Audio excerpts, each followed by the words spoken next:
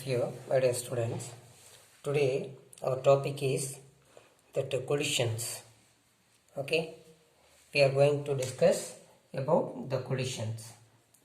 Then right now here in this topic what we are going to discuss, what are called collisions. Okay, then what are the different types of collisions. These things we want to discuss. If we take in general, the collisions is a common experience. Common experience. For example, we are able to see that in the carom board, when we hit the one coin with that of the another coin, then between them the collisions are taking place in the carom. Okay.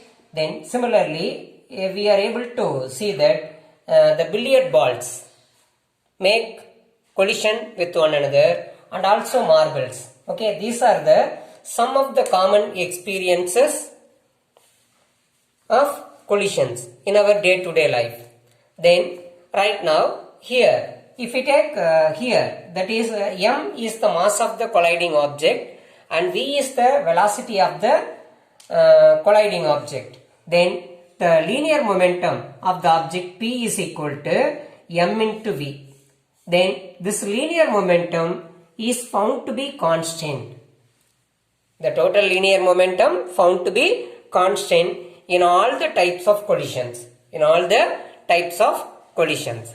For example, if we let us consider two objects of masses m1 and m2 respectively. Here m1 is the mass of the first object and m2 is the mass of the second object. Then right now the m1 is moving with the velocity u1 along the forward x-axis direction and make a head-on collision on that of the second one. Okay, then right now similarly before collision, let u2 be the velocity of the second object.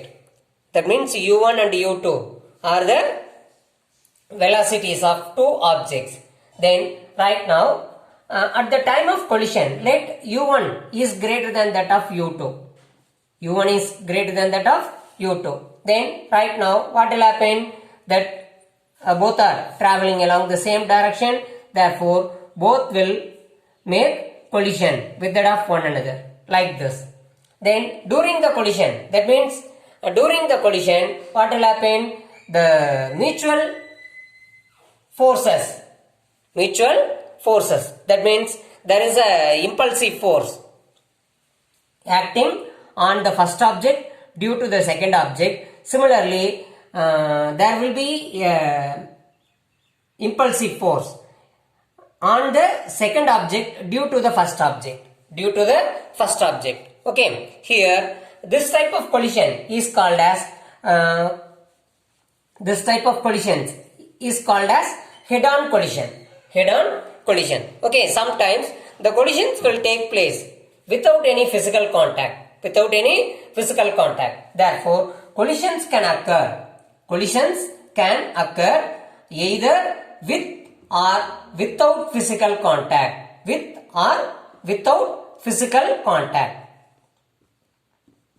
Then anyhow, during the collisions, that means both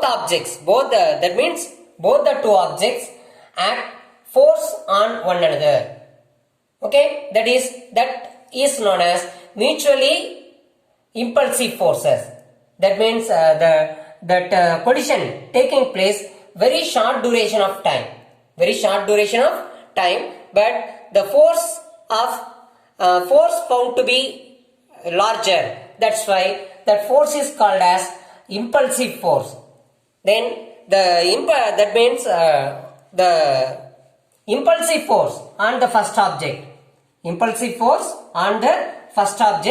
due to the second object can be given as F12 vector, where F12 vector is the force on the first object due to the second object.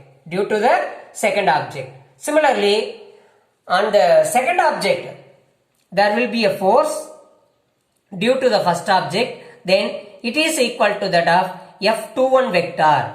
F21 vector. Then according to the Newton's third law, F12 should be equal to that of F21 but opposite in direction. Then right now, due to the action of the force, due to the impulsive forces, mutual impulsive forces, then let del P1 is the change in momentum in the first object. P1 is the momentum of the first object, then the del P1 is the change in momentum in the first object, and also del P2 be the change in momentum in the second object. Let the two forces, that means the collisions taking place in a very short duration of time, that is del T. Then we are able to say that according to the Newton's second law, we are able to say that the rate of change of momentum will be equal to that of the force acting on that object. That means here we are able to say that F12 vector is the force acting on the first object due to the second object. Okay, then which will be equal to that of del P1 divided by del T. That is rate of change of momentum in the first object. Similarly, F21 vector can be written as which will be equal to that of del P2 vector divided by del T. Therefore, then from these equations we are able to say that del P1 vector is equal to F12 vector into del T. Am I right? Similarly, from this equation we are able to say that the change in momentum in the second object, del P2 is nothing but the change in momentum in the second object, okay, which is equal to F21 vector into del T. Then right now, if we sum up both the equations, that means adding both the equations, we are able to write that del P1 vector plus del P2 vector is equal to F12 vector into del T plus F21 vector into del T. Then right now del T is common in both the terms. Okay, therefore, and also here del is common, then taking outside, then this can be written as, left hand side can be written as del of P1 vector plus P2 vector is equal to F12 vector plus F21 vector into del T. Okay, then right now here we know that according to Newton's third law, F12, that means force on first object due to the second object, and also force on the second object due to the first object, both should be equal to one another but opposite in direction. Therefore, F12 vector should be equal to that of F21 vector but opposite in direction, which means that F12 vector is equal to minus of F21 vector. Then right now substituting instead of F12 vector in this equation as minus F21 vector, then which will become minus F21 vector plus F21 vector into del T, which is equal to 0. The bracket term will become 0. Both are equal but opposite in direction. Therefore 0 into del T is equal to 0. Okay. Therefore, which means that del of P1 vector plus P2 vector is equal to 0. Then in this equation, both the left hand side and right hand side both are divided by del T. That means this change in momentum taking place in a small duration of time del t, then dividing both the sides by del t and limiting the del t, limiting the value del t tends to 0, then we are able to write that del t limit del t tends to 0, limit del t tends to 0 into del of p1 vector plus p2 vector divided by del t which is equal to 0, because right hand side is 0. Then right now, being the limit del t tends to become 0, then here del t and del of p1 vector plus p2 vector can be replaced by d of p1 vector plus p2 vector divided by dt. Therefore, this can be written as d of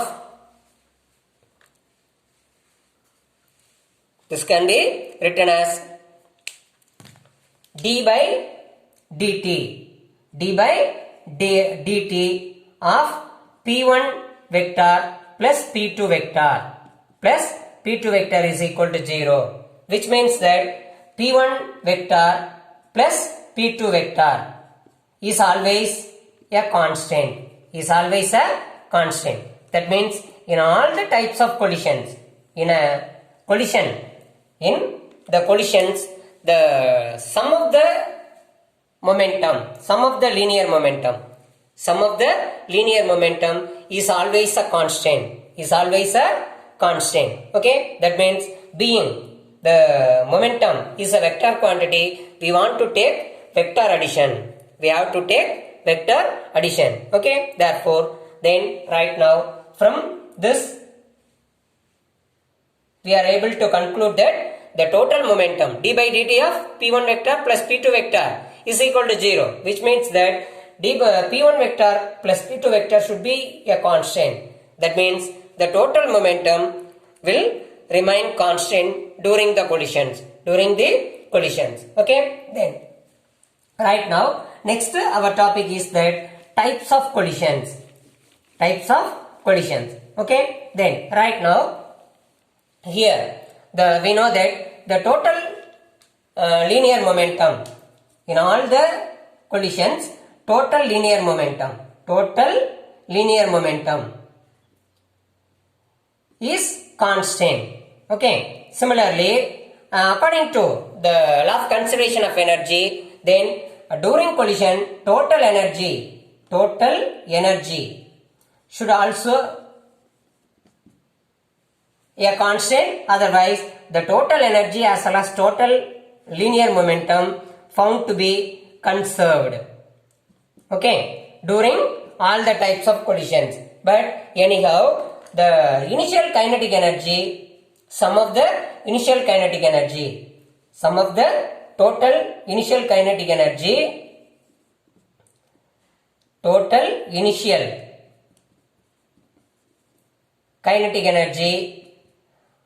no need to be constant, no need to be equal to that of total final kinetic energy.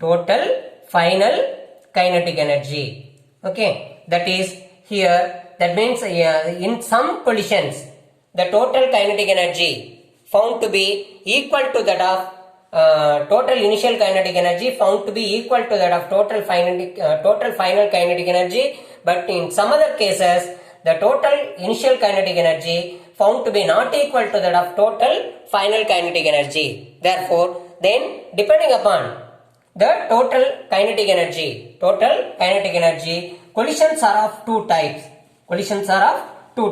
Okay, then that are first one is called as elastic collision. That one is called elastic collision. Then and inelastic collision. Elastic collision and inelastic collision. These are the two types of collisions. Then elastic collision is one in which the total initial kinetic energy total initial kinetic energy found to be equal to that of total final kinetic energy. Therefore, in collisions, the total initial kinetic energy is equal to that of total final kinetic energy. Then such type of collisions are called as elastic collisions. But in some other cases, there will be a loss of energy. There will be a loss of kinetic energy during the collisions. Therefore, in such cases, the total initial kinetic energy found to be not equal to that of total final kinetic energy. Okay, then such a collision is called as inelastic collision. Therefore, depending upon the total initial kinetic energy and total final kinetic energy, then there are two types of collisions. One is elastic collision and the other is inelastic collision. Okay, then anyhow, in all the types of collisions, in the elastic collision as well as inelastic collision, the total energy is constant. Therefore, that means here in the inelastic collision, there is a change in kinetic energy. Between in the inelastic collision. In the elastic collision, that means total initial kinetic energy minus total final kinetic energy is equal to that of, there is a loss of kinetic energy, del Ke. That is, del Ke is nothing but loss of kinetic energy. That means this loss of kinetic energy appears in the form of other types of energy. That means during the collision, sound energy is produced. Okay, sound energy is produced and also heat energy will appear, and also sometimes the light energy also appeared. Therefore, because of this, that means this loss in kinetic energy appears as some other types of energy, some other forms of energy in the inelastic collision. Anyhow, the total energy is conserved. Total energy is nothing but the change, that means the change in kinetic energy. Total initial final kinetic energy plus that of change in kinetic energy, therefore which is always a constant. Okay, then right now, sometimes if two bodies after collision, there are two bodies which are colliding with one another, then after collision both the objects found to be stick to that of one another. Stick. Okay, here there are two objects which are traveling along the straight line, then they make collisions. After collision, then both the objects are sticking together and travel with a constant velocity means, with the same velocity means, then such type of collision is called as perfectly inelastic. Okay, completely inelastic or perfectly inelastic. Okay, then right now next our topic is that the comparison between the elastic and inelastic collisions. That means what are the differences between elastic collision and inelastic collision. Okay, then right now in all the similarities are nothing but the total momentum. The total momentum found to be constant in all the types of collisions, elastic collision as well as inelastic collision, and also total energy also found to be constant. Total energy also found to be conserved. Okay, but here then but we know that the third one, the total kinetic energy is conserved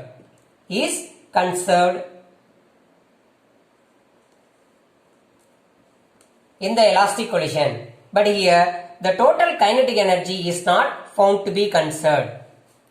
Okay, total kinetic energy is not conserved. Is not conserved. Okay, then here the fourth one, the forces involved in the elastic collisions are conservative forces. Conservative forces involved in the elastic collision, but here the non-conservative forces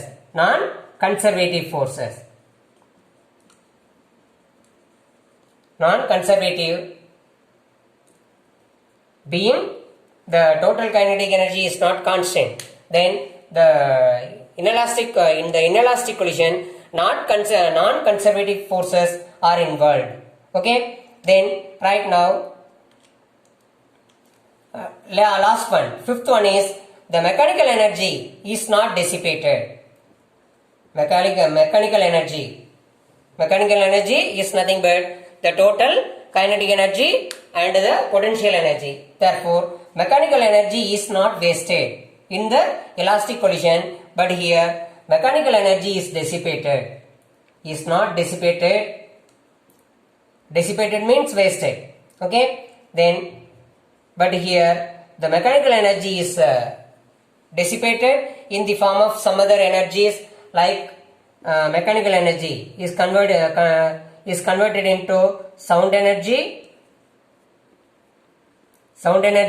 heat energy, and also light energy, and so on. Okay, therefore there will be a loss. That means the mechanical energy is not wasted here. Here the mechanical energy is dissipated in the form of other types of energy. These are the differences between elastic and inelastic collision. Then in the next class we are going to study in detail the perfect elastic collision in one dimension. One dimension collisions we are going to discuss. Thank you all of you.